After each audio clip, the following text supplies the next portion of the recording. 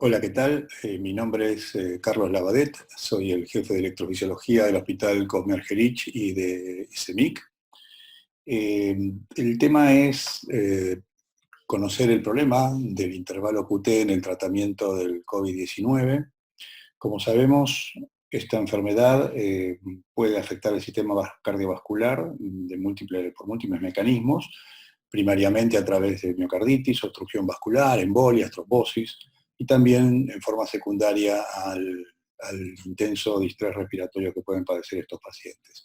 El tratamiento propuesto para esta enfermedad también puede prolongar la repolarización cardíaca, lo cual se traduce a través del intervalo QT del electrocardiograma. Y la prolongación del intervalo QT, ese trastorno de repolarización, adicionalmente puede desencadenar arritmias ventriculares graves, como taquicardia ventricular polimorfa.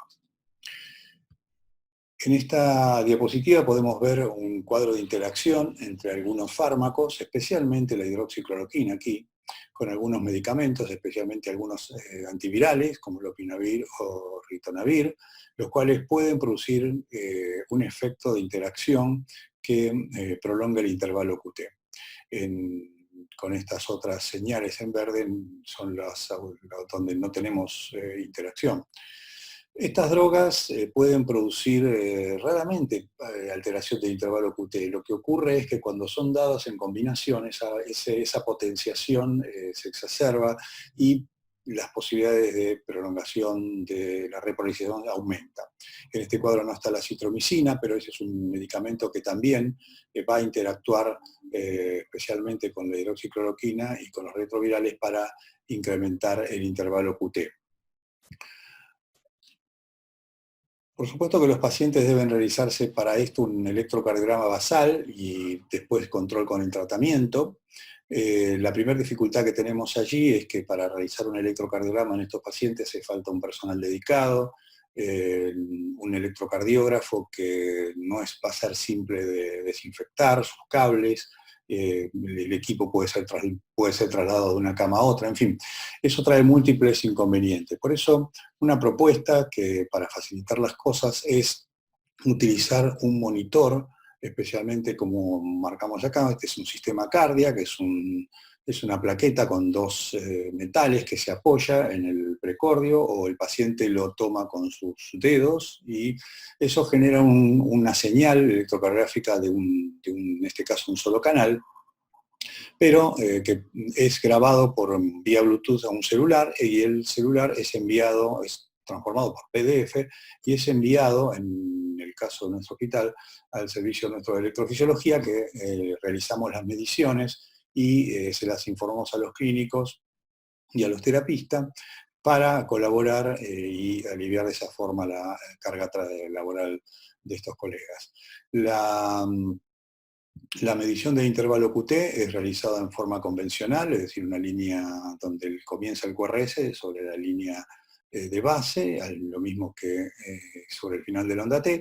Se usa la fórmula de Bassett, que es el QT medido en segundos, sobre el RR en segundos, su raíz cuadrada. Y en algunas veces utilizamos la fórmula de Hodge, si la frecuencia cardíaca es muy alta o muy baja. Es importante saber que en casos que el QRS sea ensanchado, por un bloqueo de rama izquierda o por un marcapasos, en ese caso utilizamos la fórmula de Bassett, pero tomamos la precaución de reducirlo a través de la sustracción del 50% del ancho del complejo QRS. En nuestro hospital hemos generado un algoritmo de trabajo para ver qué hacer con estos casos.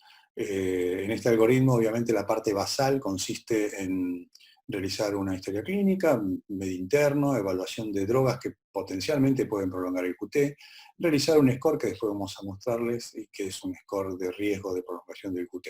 Básicamente va a haber tres grupos: un grupo verde, por así decirle, por ponerle un nombre, que es el más prevalente, más del 90%, en el cual el QT va a ser normal. En esos casos se inicia el tratamiento y se repite la tira de monitor al tercer día. Si el QT corregido aumenta, acá hay parámetros de gravedad, el aumento más de 60 milisegundos, o que llegue a una prolongación que supere los 500 milisegundos de QT corregido. Si eso no se obtiene así, entonces el paciente se sigue monitoreando cada 48 horas y en algunos casos con score bajo no es necesario repetirlo. Aquí tenemos la otra rama, que va a ser alrededor del 9%, pacientes que tienen prolongado en forma basal el QT, pero menor a 500 milisegundos. En esos casos inicia el tratamiento, pero la tira de ritmo la hacemos a diario con valoración de medio interno y volvemos a medir si el paciente tiene prolongación en estos valores del QT corregido. En ese caso, ya venga por esta rama o por esta verde, en ese caso, por supuesto, sí vamos a reevaluar el medio interno, las posibles interacciones y podemos sugerir en esos casos suspender uno de los fármacos, especialmente la citromicina, o reducir la hidroxicloroquina. Si no mejora en 48 horas, entonces ahí hay que reevaluar el costo-beneficio, riesgo-beneficio de suspender este tratamiento. Y va a haber un grupo más reducido todavía, alrededor del 1%, en el QT, que el QT corregido va a ser muy prolongado en forma basal o va a tener un score de riesgo más alto. En ese caso, esto consiste en una llamada contraindicación relativa, es decir, el medicamento se puede utilizar evaluando el riesgo-beneficio de iniciarlo en un área con monitor y considerar en esos casos, quizás la hidroxicloroquina sola sin acitromicina como para reducir el riesgo de prolongación adicional. En estos casos hay que repetir la tira de ritmo a las 4 horas y luego diariamente. Si el paciente prolonga el QT ya más de 60 milisegundos, volvemos a reevaluarlo como comentamos anteriormente. Hay factores clínicos sencillos de obtener para saber qué pacientes tienen más chance de prolongar el QT que otros. Este es el score de Tisdale, es un score que separa en bajo riesgo, moderado y alto, de acuerdo al puntaje, como vemos aquí que tenga, y esto es las posibilidades de prolongación del QT. El alto riesgo es con un QT alto de 11 o más puntos. Es importante conocer que prolongar el QT no implica linealmente mayor riesgo absoluto de taquicardia ventricular. Es decir, que aumente el QT no significa que sí o sí ese paciente va a hacer taquicardia ventricular, aún cuando lo prolongue las chances son bajas, pero de ninguna manera puede ser descartado y debe ser monitoreado. Sí hay elementos a considerar que un poco empujan la decisión de suspender el tratamiento. La presencia de extrasístoles ventriculares frecuentes, especialmente en formas geminadas o polimorfas, son elementos a tener muy en cuenta. Lo mismo si se detecta una taquicardia ventricular no sostenida, y ni que hablar si es sostenida. La presencia de un síncope que no puede ser explicado y no fue monitoreado, bueno, hay que pensar que pudo haber sido secundario a una taquicardia ventricular sostenida. En el caso que haya una marcada prolongación de intervalo QT corregido, más de 500 milisegundos, y la relación realmente riesgo-beneficio no es apropiada, bueno, en esos casos quizás sea prudente suspender el tratamiento. Bien, como consideraciones finales que tenemos que mencionar, que la incidencia de taquicardia ventricular con los fármacos que se sugieren es baja, pero la interacción, como dijimos anteriormente, es la que va a favorecer la prolongación de la repolarización y las mayores chances de presentar arritmias.